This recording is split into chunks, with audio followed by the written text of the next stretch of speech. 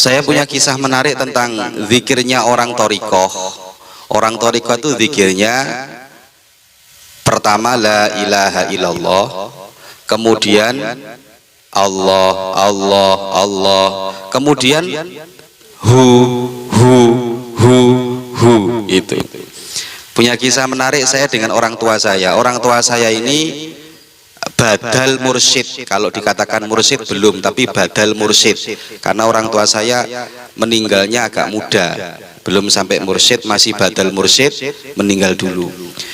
Suatu hari saya ini ikut tahlil ke tetangga desa. Kalau orang tua saya wiridannya tidak seperti itu. Cuman tetangga desa saya itu ada orang sepuh, ulama sepuh, itu mukhalid, dekat dengan orang tua saya. Suatu hari saya ikut tahlil, ikut acara di tetangga desa ini, terus ikut zikir di sana. Kemudian waktu la ilaha illallah, la ilaha illallah, la ilaha illallah, terus Allah, Allah, Allah, terakhir hu itu saya ketawa. Setiap nyampe hu, sama nanya anak-anak yang baru mondok 1 tahun ya, ini kok aneh zikir kok hu tok ngono iki zikir model apa ini? Saya pasti ketawa. Sama adik saya namanya Anam, itu pasti ketawa. Akhirnya saya jarak 2 hari, 3 hari, saya cerita ke orang tua saya, ngomong, Abah, ini ada orang zikir, itu zikirnya pasti hu ini terakhirnya itu sesat nggak itu, Pak? Wah, ini orang kalau nggak tahu ilmu itu biasanya kalau nggak tahu ilmu dikit-dikit langsung ngomong sesat. Oh, sesat ini karena nggak tahu. Orang kalau nggak tahu ya wajar ngomong sesat. Saya dulu masih mondok 1 tahun gitu, sesat ini. Terus abah saya itu enak jawabnya, orang tua saya ini. Padahal orang tua saya bukan pengikut thariqah yang seperti itu. Orang tua saya bukan pengikut thariqah yang seperti itu. Jawabannya orang tua saya itu enak ya. Jawabannya orang tua saya gini, orang lagi zikir itu orang yang lagi menikmati dekat dengan Allah. Kok kamu yang repot? Orang yang lagi zikir itu orang yang lagi dekat dengan Allah, menikmati dekatnya dengan Allah. Lah kok kamu yang ribut itu loh? Ngapain kamu ribut? Sudah kamu belajar lagi, nanti kamu tahu-tahu sendiri. Nggak dijawab. Akhirnya kita belajar 1 tahun, 2 tahun, ketemu dengan orang yang mampu menjawab ini, orang yang ngalim. Terus kita baru tahu ternyata. Jadi makanya orang kalau nggak tahu jangan menghukumi sesuatu yang kita tidak tahu. Itu penting. Jangan dilihat dari wah ini kayaknya sesat, saya nggak menemukan dalilnya. Asik dulu, sampai belajar dulu.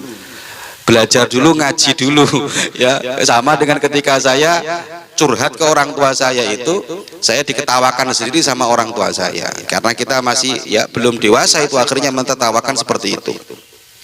Ternyata la ilaha illallah kemudian jadi Allah, Allah, Allah, kemudian jadi hu itu Pak Rohim.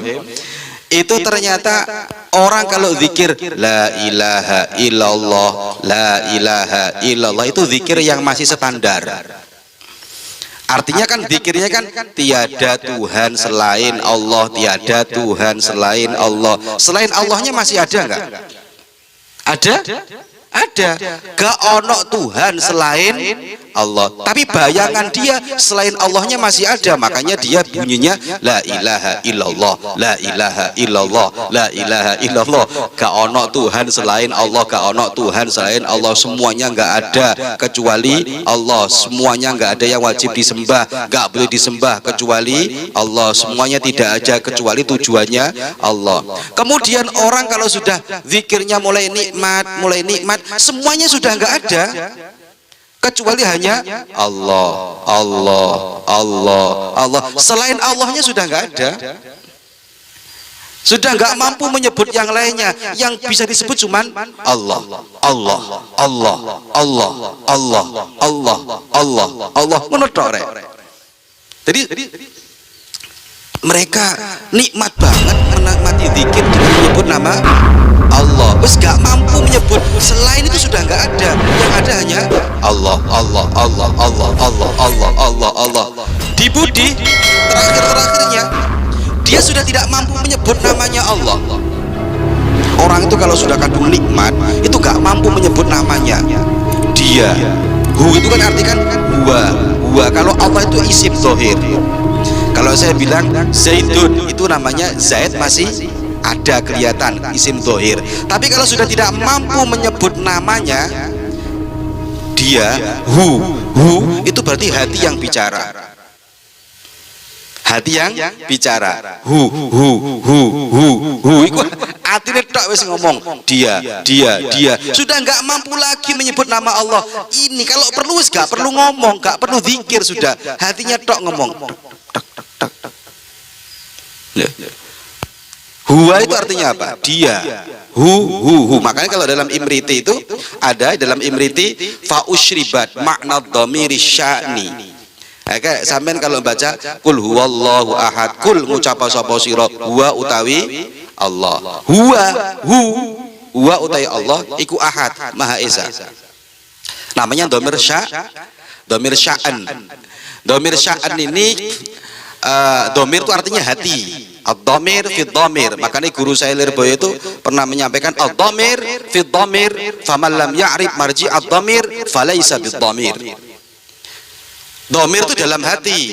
Barang siapa tidak mampu mengembalikan domir, maka dia tidak punya hati. Ad-dhamir fi dhamir. Jadi orang santri ngaji gak ngerti mengembalikan lafaz hu kembali ke siapa? Ke Allah. Ad-dhamir fi dhamir. Faman lam ya'rif marji ad-dhamir falaisa fi dhamir. Barang siapa tidak mampu mengembalikan lafaz hu kembali kemana, dia nggak punya hati. Lah kalau dalam kitab kitab apa iki jenenge ini Imriti itu kan sudah jelas itu. Orang kalau sudah kadung nikmatnya zikir itu seperti orang yang sudah apa ya, gila lah. Fa usribat makna dhamiri sya'ni fa uribat fil hani bil al hani. Iki Pak Rohim hafal iki. Imriti. Fa usribat makna dhamiri sya'ni. Sya'an, dhamir sya'an fa'uribat fil hani bil al-hani. Itu kalau di mukadimah dulu nadoman ini, orang yang lagi larut cintanya kepada Allah, dia akan tenggelam dalam cintanya dan lupa segala-galanya. Fa'usribat, maka dia diibaratkan orang yang lagi minum arak di depannya, kemudian dia ada nyanyian lagu-laguan bil alhani, ono lagu-laguan, ono apa gendang-gendang, ono tabu-tabuan, dia sudah nggak ingat semuanya. Sya'an sudah ya nggak ingat semuanya. Pak Rohim seneng ke orang, Pak Rohim mbak mampu nyebut namanya saya Fatimah wis gak iso, Khadijah wis gak iso, sing iso ngomong dia. Gak mampu saya sebut namanya. Kalau tadi orang la ilaha illallah, tiada Tuhan selain Allah, sik panjang. Yang lainnya sudah nggak ada, tinggal Allah. Nyebut Allah toh sudah nggak mampu dia, karena sudah seakan-akan sudah menyatu. Ini dia. Kalau perlu lagi sudah nggak nyebut namanya. Rahim. Hu itu artinya hanya dia. Sudah nggak ada yang lain lagi. Lah orang kayak gitu yang menyatu seperti itu. Makanya abah saya ketika saya tanya seperti itu, lah orang lagi menikmati zikir kok kamu butuh dalilnya gitu. Orang lagi menikmati zikir, lagi menikmati, orang lagi menikmati mabuk cinta, kok kamu kok yang ribut gitu loh. Belajar lagi kamu, nanti kamu akan tahu. Padahal orang tua saya torikohnya nggak seperti itu. Ya saya belum masuk torikoh, tapi kita pecinta torikoh. Orang NU pecinta torikoh, sama dengan inilah ya. Allah itu kalau saya buang alifnya itu jadinya lillah. Allah. Tapi kalau saya buang alifnya jadinya lillah. Lillah artinya apa? Karena Allah. Itu kalau saya buang lagi lillahnya, tinggal lahu. Lamnya tak buang lagi dari lahu. Lahu sudah bukan isim dohir lagi, sudah berupa isim domir. Lam sama hu. Lahu, karena dia. Karena siapa? Orang sudah gak menyatu, ini sudah habis semuanya karena dia. Nah, dia itu siapa? Oh, kamu kalau nggak berani, nggak bisa mengembalikan kembali kemana? Ini domir ini. Kemana sih? Oh, kamu nggak punya hati. Belajar dulu jatuh cinta baru punya hati. Lahu sing biasa jatuh cinta iku mah ngerti ngene iki. Lahu karena dia. Terus sudah karenanya sudah nggak ada, tinggal dia tok wis pokoke arek iku wis dia. Itu kalau sudah perlu, gak perlu nyebut namanya. Kamu seneng, gak perlu disebutkan namanya ini. Gak perlu saya ngomong. Kadang ada orang ngomong ya, sudah orang itu ngomong dari hati ke hati saja, selesai. Makanya kemanten anyar itu gak perlu ngomong aku cinta kamu, gak perlu. Meneng tok dadi anak. Ya, lo kenapa? Ya iku wis lah. Ya iku cara memahami zikir ngono lho. Ya asik banget ini zikirnya. Makanya kita kalau kita mau memahami betul-betul zikirnya orang-orang tasawuf itu, orang-orang thariqah itu, tanya dulu, lihat dulu, berkumpul dengan mereka baru menghukumi. Jangan lihat dari zahirnya kemudian kita ngomong ini nggak ada dasarnya, habis kita ya, kualat kita ini suwe-suwe dengan ulama-ulama sepuh. Paham ya? Ngerti nggak ini ya? Hati-hati santri ya, hati-hati kita ikut guru-guru kita selesai. Jangan mudah menyalahkan kalau kita tidak tahu. Wes, saya pikir ini cerita asik banget ketika saya masih sangat-sangat muda belia, waktu mondok masih 1 tahun. Semoga barokah, semoga manfaat.